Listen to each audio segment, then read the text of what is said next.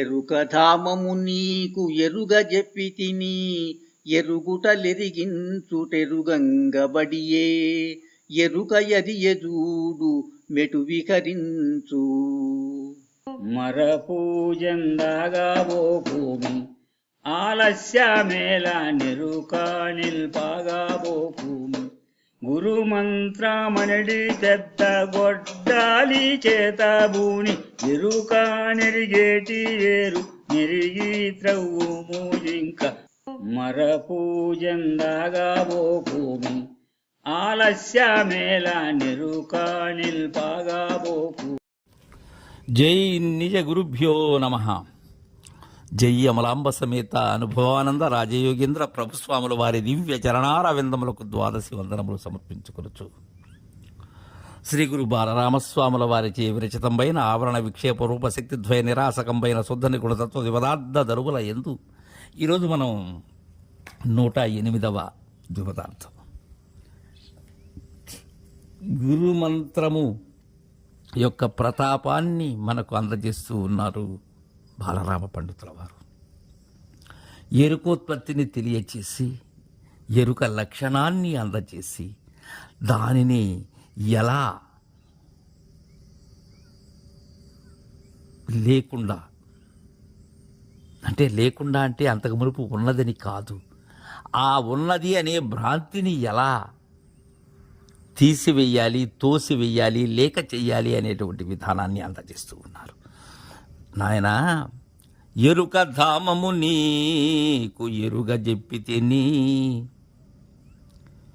ఎరుగుటలెరిగించుటెరుగంగబడియే ఎరుక అదియే జూడు మిటు విహరించు. అది ఎలా విహరిస్తూ ఉన్నదో గతంలో తెలియజేశాను శిష్య.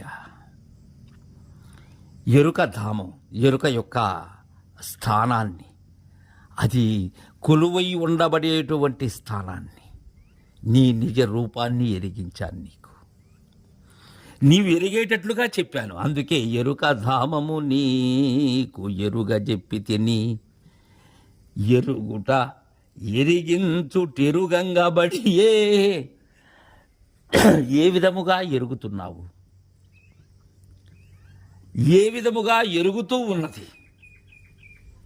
ఎరగటము ఎరిగించటము రెండూ కూడా నీకు ఎరుగబడి ఉన్నది. అలా ఎరుగ చేశాను నీకు. ఎరుక అది ఎజూడు చెప్పాను కదా, అది ఎక్కడ ఉన్నదో చెప్పాను, దాని లక్షణం ఏదో చెప్పాను, అది ఎలా విహరిస్తూ ఉన్నదో చెప్పాను. శిష్య, మరుపు జందాగా బూకుము ఆలస్యమేలా నెరుక నిల్పగా బూకుము. ఏనాడు కూడా నేను చెప్పినటువంటి గురువాక్యం ఏదైతే ఉన్నదో దానిని మరుపు చెందకు. ఇంకా మరుపు అనబడేటువంటి అవిద్యకు స్వాధీనపడకు. ఈ ఇంద్రియతతి లోలుడవై విహరించకు. ఒక్కటైనటువంటిది అనేకముగా మార్పు చెందుతూ మార్పు చెందనట్లుగా ఉండబడేటువంటి ఆ నంగనాచి ఎరుక ఏదైతే ఉన్నదో దాని జోలి వీడు. మరుపు చెందకు శిష్య. ఆలస్యమేలా, దీనికి తడువెందుకయ్యా? ఆలస్యమే అవసరం లేదు. ఆలస్యమేలా నెరుక నిల్పగా బోకుము. ఉంటే కదా నిలిపేందుకు. అది లేకనే నువ్వు నిలుపుకుని ఉన్నావు దానిని. ఆ నిలుపుకుని ఉండబడేటువంటి అది వడగండ్లుని మూట కట్టుకొని పోయినట్లుంటుంది. ఉంటుందా అది? ఆ మూట శాశ్వతంగా ఉంటుందా? ఉండదు. దాన్ని నిలుపుకోకు. గురుమంత్రమనిడి పెద్ద గొడ్డాలి చేతాబూని ఎరుక నెరిగేటి వేరు నెరిగి త్రొవ్వుము ఇంకా మరుపు చెందగా బూకుము. దీనికి కావాల్సిందేంది?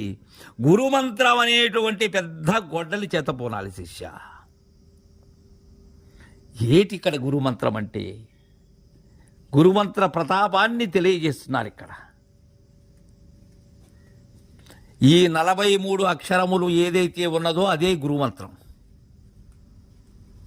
ఇది దీక్షితుల వారు మన మీద దయతో అందజేసినటువంటి సిద్ధాంతం. ఈ 43 అక్షరములు కూడా విడి కాదు శిష్య. శిష్యుని బోధను ఆ దృఢీకరణం చెందించేందుకై 43 అక్షరములను 12, 16, 15గా మనకు అందజేశారే. కానీ అది ఒకే మంత్రం అనబడేటువంటి పెద్ద గొడ్డలి చేత పోనాలి నాయన నీవు. ఏమి లేదు శిష్య, కలలో తోచిన రూపము ఎలాంటిదో అలాంటిదే, మూలము లేని గుర్తెరిగే శరీరము ఏమీ లేదని, ఈ ఉత్త బట్ట బయలు తప్ప మరేమీ లేదని అనేటువంటి మంత్రరాజము ఏదైతే ఉన్నదో, కలలో తోచిన రూపము ఎలాంటిదో అలాంటిదే. ఏంటి? మూలము లేని గుర్తెరిగే శరీరం. అయితే ఉన్నదేది? ఈ ఉత్త బట్ట బయలు తప్ప మరేమీ లేదు అనేటువంటి ఆ సంజ్ఞను అందుకున్నటువంటి వాడవై, అదే గొడ్డలి నాయన, దాన్ని చేత పోనాలి. గురు సంజ్ఞ ఏదైతే ఉన్నదో, ఆ చేతి సంజ్ఞ ఏదైతే ఉన్నదో, ఆ నేత్ర సంజ్ఞ ఏదైతే ఉన్నదో, శిష్యుడు గ్రహించేటువంటి విధానాన్ని బట్టి గురుదేవులు ప్రసాదించినటువంటి సంజ్ఞ ఏదైతే ఉన్నదో దానిని చేతపోను. ఎరుక నెరిగేటి వేరు. ఎరుకని ఏదైతే ఎరుగుతూ ఉన్నదో, నీ ఇష్టం వచ్చినట్లు మతి భ్రంశముతో త్రవ్వితే కుదరదు నాయన. ఇక్కడ ఎరుక ఎరిగేటువంటి వేరు. అయితే దాన్ని ఎలా త్రవ్వాలి? ఎరిగి త్రవ్వాలి అంటున్నారు ఇక్కడ బాలరామ పండితుల వారు. ఎరగకుండా ఎలా అంటే అలా త్రవ్వితే, త్రవ్వవలసిన దానిని త్రవ్వకుండా వేరే దానిని త్రవ్వినంత మాత్రాన నీకు ఉపయోగం ఏమున్నది? ఎరుకను ఏదైతే ఎరుగుతూ ఉన్నదో, ఎక్కడ చేరి? పంచవర్ణముల మధ్య చేరి ఆడిస్తూ ఏదైతే ఉన్నదో, ఆడక ఏదైతే ఉన్నదో, ఆట ఆడేది ఏదైతే ఉన్నదో, ఇవన్నీ ఏకముగా ఉన్న స్థలాన్ని గుర్తెరగాలి. ఆ వేరు, అది కూకటి వేరది. ఆ ఎరుక ఎరిగేటువంటి వేరు.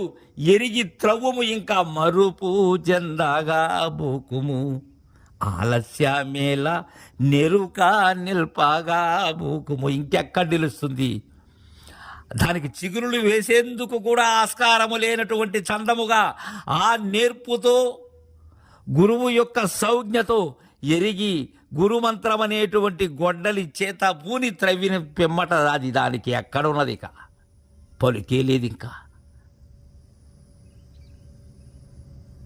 ఇంతకాలము ఏదైతే బాధిస్తూ ఉన్నదో, ఏదైతే మాయల మల్లిగా నిన్ను ఆటాడిస్తూ ఉన్నదో, ఆ నంగనాచి ఎరుకకు ఇక అక్కడ సంగరహిత స్థితిలో ఏమీ లేదు శిష్య. ఇది నాయన గురుమంత్ర ప్రతాపం అని మనకు తెలియజేశారు. తరువాయి ద్విపదార్థాన్ని రేపు ముచ్చరించుకుందాం. జై గురుదేవా.